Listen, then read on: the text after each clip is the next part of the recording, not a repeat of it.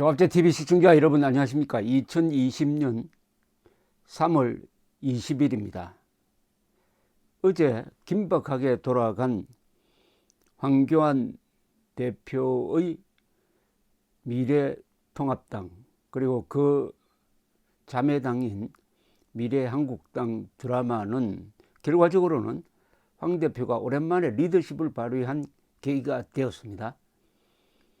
황교안 대표는 한선교, 공병호 주도의 미래한국당 공천파동을 정리를 했습니다. 진압이라고 쿠데타를 진압했다 이런 표현을 언론이 쓰고 있습니다만 공천파동을 정리했다 이렇게 말할 수가 있겠습니다. 이 후보 공천 문제로 모태인 미래통합당과 갈등을 빚은 한선교 미래한국당 대표가 어제 전격 사퇴했는데 그 이후에 조훈현 사무총장을 포함한 최고위원들은 비공개 회담을 갖고 최고위를 해산함으로써 이 당의 지도부가 와해되고 말았습니다. 이 한 대표는 기자회견을 급히 하면서 참으로 가소로운 자들에 의해 정치 인생 16년의 마지막을 당과 국가에 봉사하겠다는 제 생각은 막혀버리고 말았다라고 황교안 측을 비판했습니다. 이 비례 후보 수정 명단을 냈는데 이게 선거인단에 의해서 부결된 직후에 이런 일이 일어났습니다. 어제 오후에 미래한국당 선거인단 61명은 공병호 공천관리위원장이 제출한 이 후보 명단, 비례 후보 명단 수정안을 부결시켜 버렸습니다. 압도적으로 부결시켰는데 반대 47명, 찬성 13명이었습니다.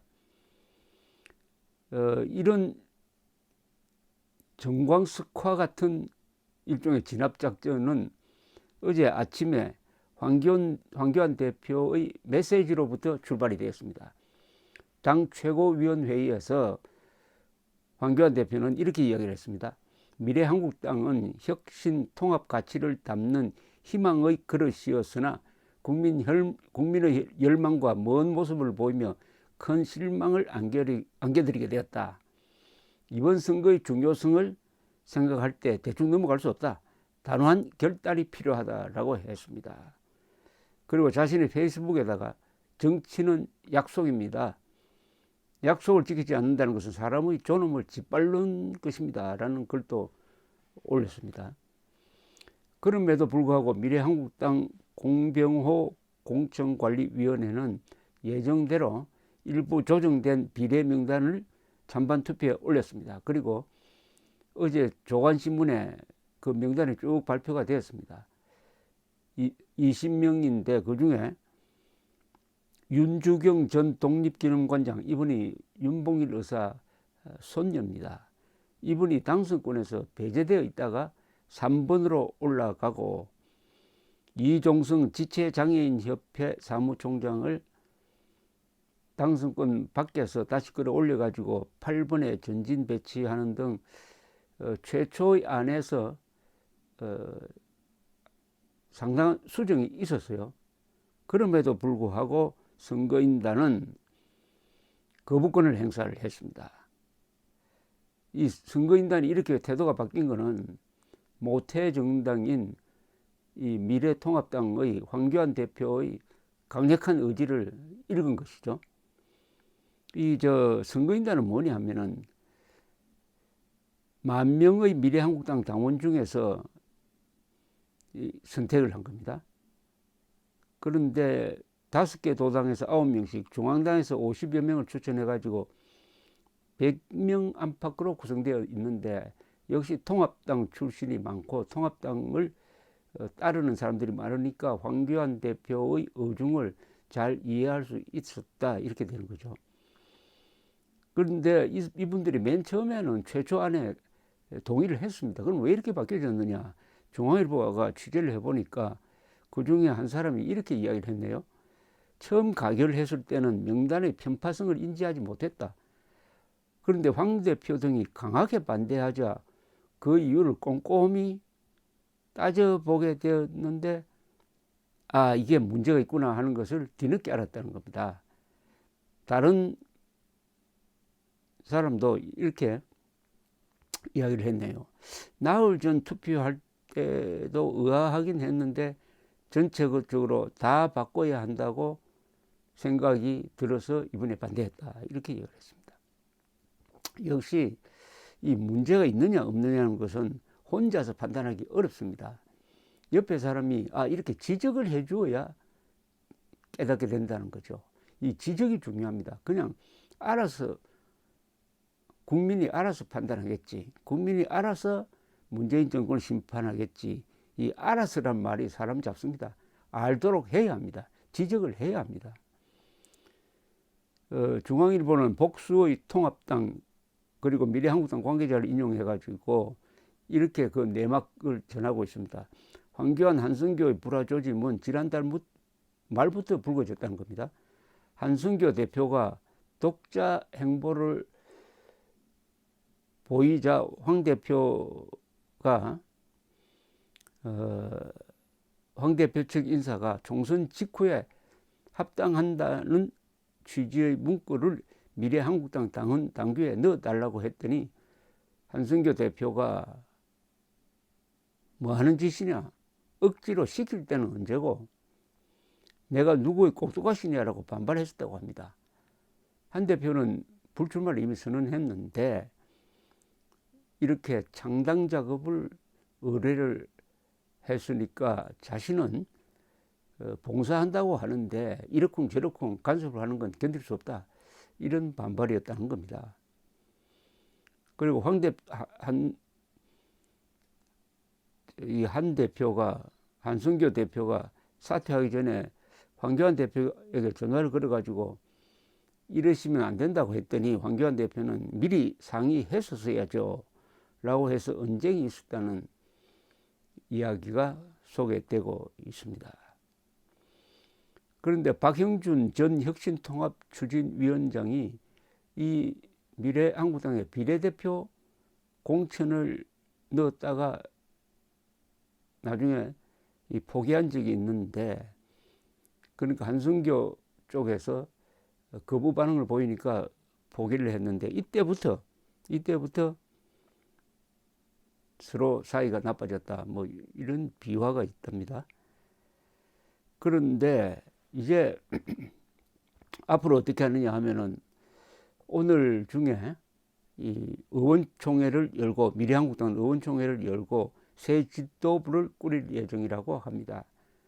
통합당에서 원유철, 정감윤, 염동열, 장석춘 의원이 탈당을 해가지고 미래한국당에 입당을 했습니다.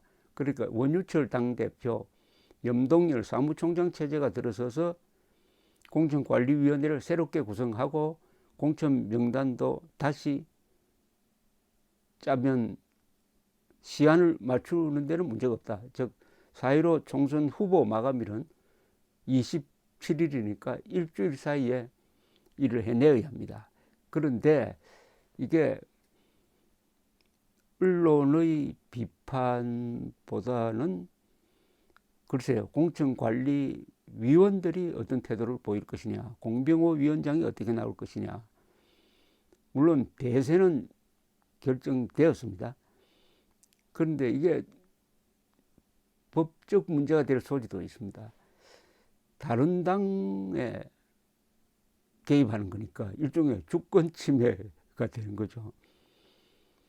그리고 어제 황교안 대표는 다소 뜬금없이 문재인 대통령에게 영수회담을 제안했습니다.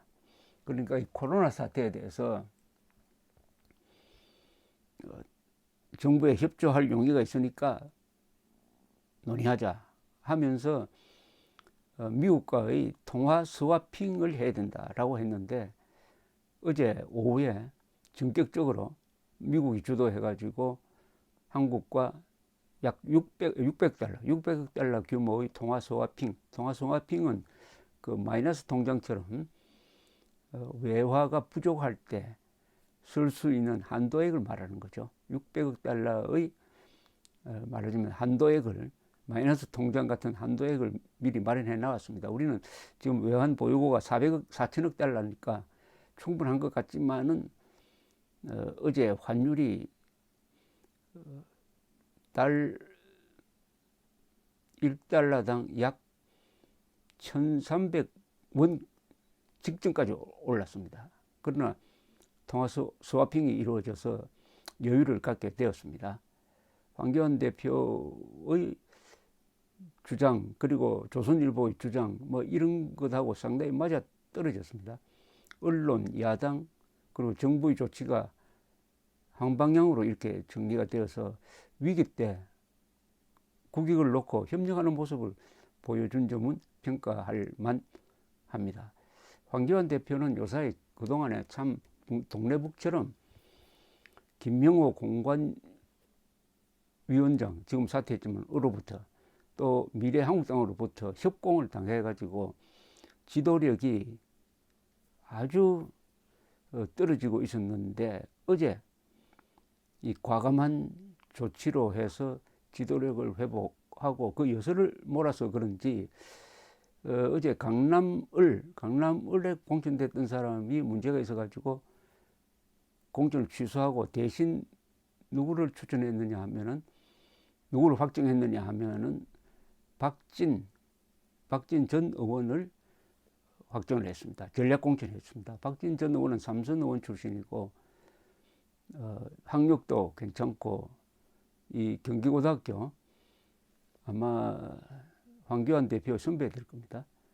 그리고 부산 북강서을 지역구에 불출마를 선언했던 김도읍 황교안 대표의 측근입니다. 검사 출신이죠. 조국 청문회 때 활약을 많이 했던 분인데 김도읍 씨를 다시 공천을 했습니다. 이걸 보면은 황교안 대표가 막판에 가서 자신의 이 측근들을 배치를 해가지고 이 당권을 강화하는 모습을 보여주고 있습니다.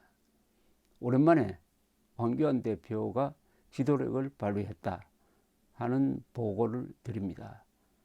조갑재 TV 조갑재입니다. 감사합니다.